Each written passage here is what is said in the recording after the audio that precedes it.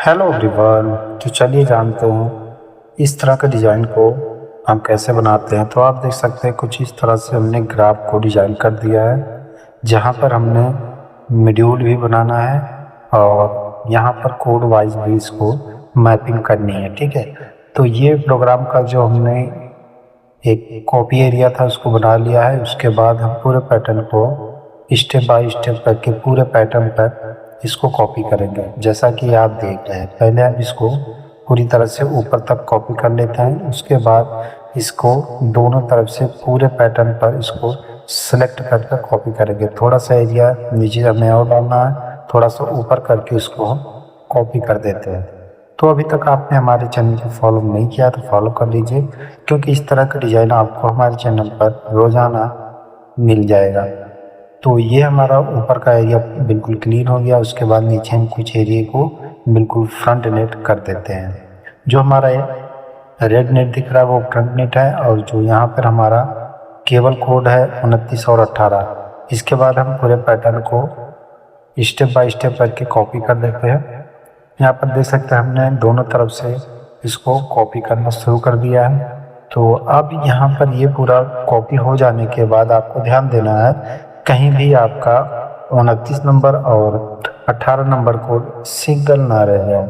ठीक है, ये चीज़ ध्यान देना था। थोड़ा सा हम दोनों साइड अलाइंस करके पूरे पैटर्न को एक जैसा दोनों तरफ से दिखाने की कोशिश करेंगे। ठीक है, तो ये हमारा मॉड्यूल रहा। इस मॉड्यूल को हम कॉपी करके ऊपर ले जाएंगे ताकि हम दूसरा मॉड्यूल बना सकें।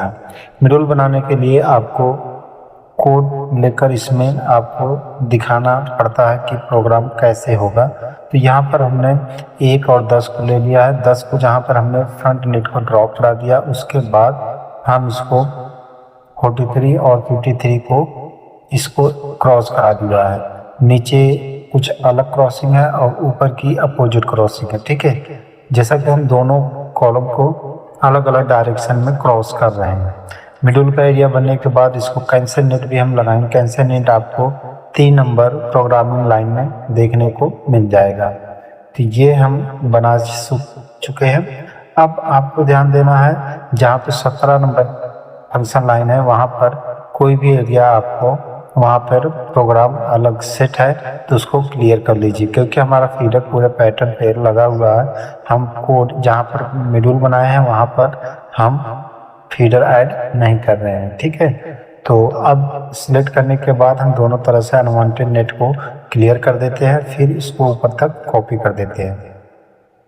ये हमारा पूरा पैटर्न हो गया। इसके बाद हम इसको कंपाइल करते हैं।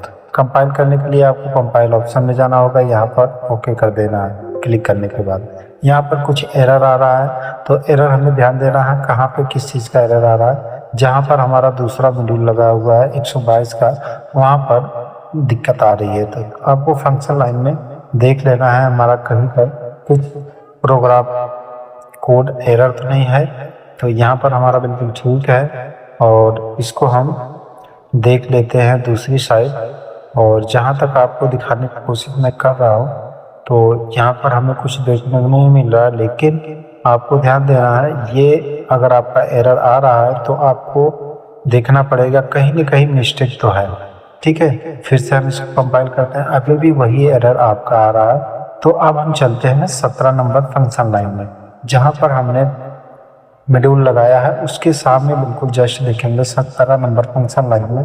तो इसको हम स्क्रॉल करके यहाँ पर देखिए कुछ कोड लगा हुआ है, इसको हम क्लियर कर देते हैं। अब हम इसको कंपाइल करेंगे, ये हमारा कंप्लीटली कंपाइल हो जाएगा। ठीक है, ये आपका प्रोग्राम अब सक्सेसफुली कंपाइल हो चुका है। अब इसका हम व्यू देखने के लिए फैब्रिक व्यू में आएंगे और यहाँ पर कलर अपने अकॉर्डिंग चूज कर लेंगे। उसके बाद ओके कर देंगे। ओके करने के बाद थोड़ा सा समय लगेगा, आपका फैब्रिक व्यू दिखाई देगा। तो वीडियो अगर अच्छी लगती है तो वीडियो को लाइक से जरूर करें। कुछ इस तरह से आपका प्रोग्राम अगर आप धागे लगाकर मशीन में टेक डाउन करेंगे तो इस तरह से आपका प्रोग्राम बनेगा। तो कैसा लगा आपको यह पैटर्न? अगर आप चाहते हैं इसको अपने पैटर्न में यूज करना तो इस तरह से इसको कॉपी करके आप यूज करके इसको स्टेप बाय स्टेप कोड को लगाकर आप पैटर्न को बनाकर अपनी फैब्रिकेशन में यूज कर सकते हैं। तो दोस्तों वीडियो को लाइक शेयर जरूर करें।